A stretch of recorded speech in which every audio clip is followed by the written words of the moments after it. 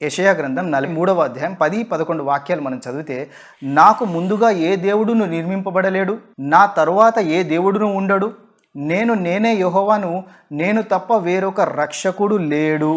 నాకు ముందుగా ఏ దేవుడును నిర్మింపబడలేడు అంటే యెహోవా దేవుడి కంటే ముందు దేవుడు అనేవాడే లేడు. నా తరువాత ఏ దేవుడును ఉండడు అంటే యెహోవా ఉన్న తర్వాత రెండో దేవుడు ఉండే అవకాశమే లేదు. మరి యేసువారు నేనే దేవుడనని ప్రకటించుకున్నారా అని ప్రశ్నిస్తే, యేసు ఎక్కడ ఎప్పుడు నేను దేవుడనని ప్రకటించుకోలేదు. కానీ తాను క్రీస్తుననే విషయాన్ని ధృవీకరించారు. ఆ స్త్రీ ఆయనతో, క్రీస్తనబడిన మెస్సయ్య వచ్చునని నేను ఎరుగుదును, ఆయన వచ్చినప్పుడు మాకు సమస్తమును తెలియజేయనని చెప్పగా, యేసు అంటాడు, నీతో మాట్లాడుచున్న నేనే ఆయననని ఆమెతో చెప్పెను.